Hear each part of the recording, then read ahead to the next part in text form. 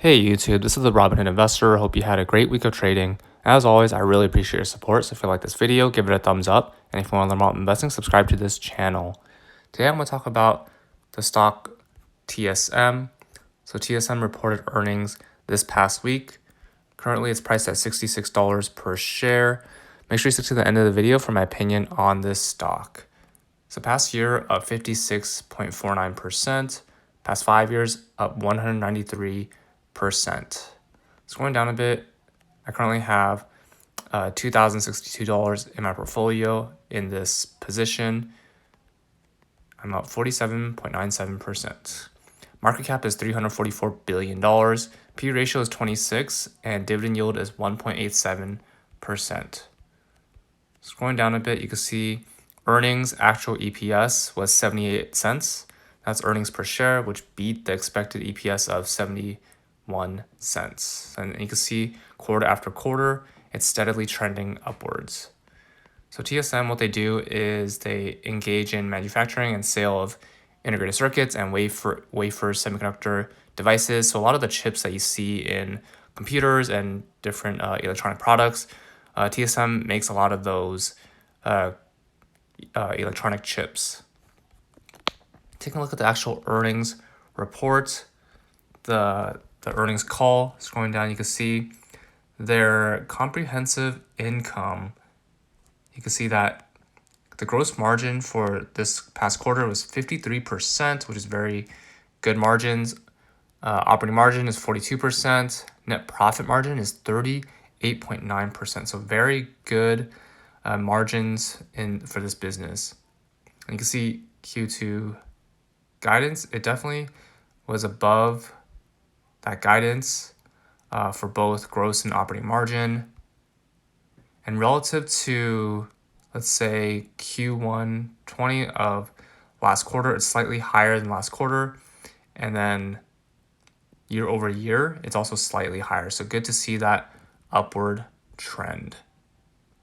So you can see it right here. Let's take a look at the year over year growth. 34% in terms of their net revenue, 23.4% for the gross margin. Actually, no, that was operating expenses. But overall, you can see year over year, it's very solid growth overall. Quarter over quarter, it's not as big of a jump, but year over year, it's great to see that big double-digit growth.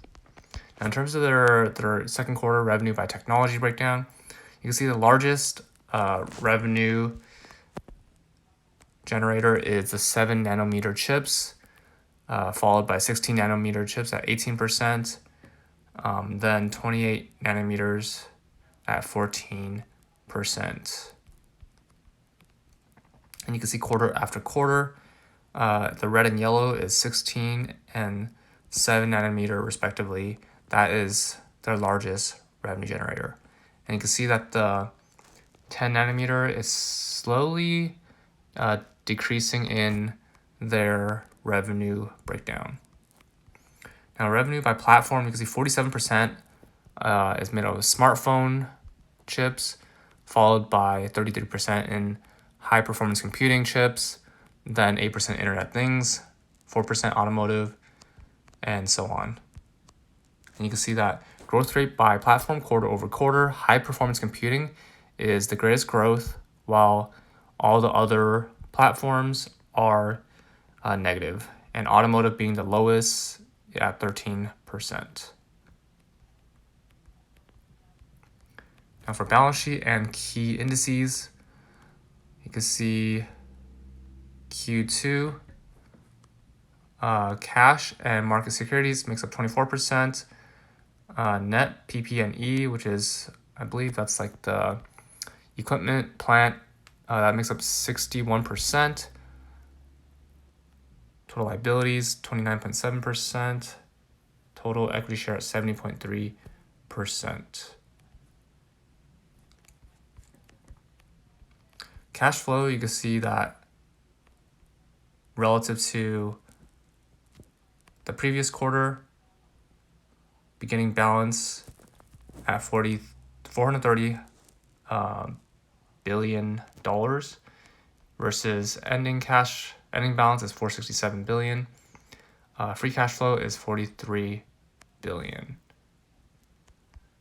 So overall, you can see the free cash flow increasing year over year.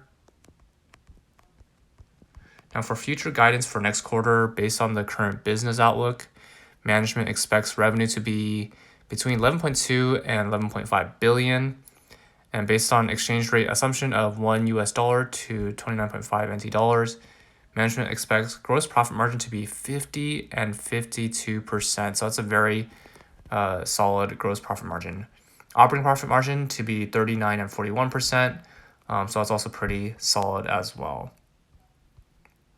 Now taking a look at the earnings release. So this is their statement. Overall, very solid revenue of $310 billion, net income of $120 billion, diluted EPS of $4.66. Year over year, second quarter revenue increased 28.9%, while net income and diluted EPS both increased 81%. So this is very solid year over year growth. Compared to first quarter though, it's not as solid, and that's at flat revenue and a 3.3 increase in net income. All figures were prepared in accordance with TFRS consolidated basis.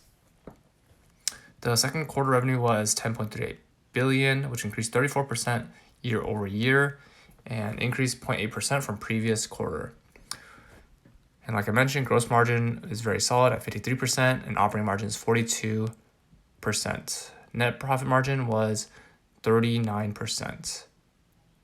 So second quarter shipments of 7 nanometer accounted for 36% of total wafer revenue, and 16 nanometer accounted for 18%. So those are the largest revenue growth drivers, 7 nanometer and their 16 nanometer. Let's see, taking a look at the breakdown, I already reiterated this. So overall, TSM, very solid year over year growth, very solid profit margins, and I think it's a very solid long-term position to hold. And they also pay a nice dividend yield. Taking a look at the TSM, as I mentioned, the financials, year over year, it's been steadily growing, both the revenue and earnings. Quarter over quarter, you would think that the Q2 2020 would take a dip, but it didn't. It actually slightly increased relative to previous quarter. Taking a look at the key stats. Trailing PE is 29.78. Forward PE is slightly better at 21.91.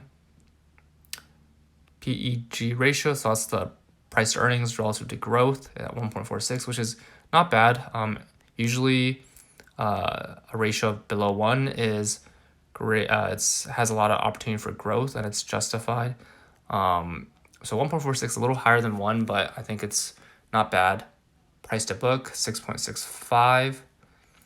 52-week change at 48%, which is overperforming, better performing than S&P 500 overall. Scrolling down, held by institutions, about 19.96%. Dividend yield, you can see it's 4.28%. That's forward annual dividend yield versus trailing. I don't think this is accurate trailing, but payout ratio, I think that's inaccurate, 94%. It seems like it's a bit too high. Profit margin, 36%. So overall, very solid financials, solid growth, both on revenue side and profit side. Profit margin solid. They pay a dividend yield, and I think I'm going to increase my position in the stock. Currently, I have about 0.76% of my Robinhood portfolio in this position, which is $2,062, and I'm at 47.97%. I plan to increase this position just to get more exposure to this industry, because I see there's a lot of potential upside. That's all for this video. What are your thoughts on TSM? Comment down below. Remember to use our referral links below, and both of us get $20 for using personal capital or a free stock for using Robinhood. If you like this video, give it a thumbs up. And if you want to learn about investing, subscribe to this channel. See you in the next video.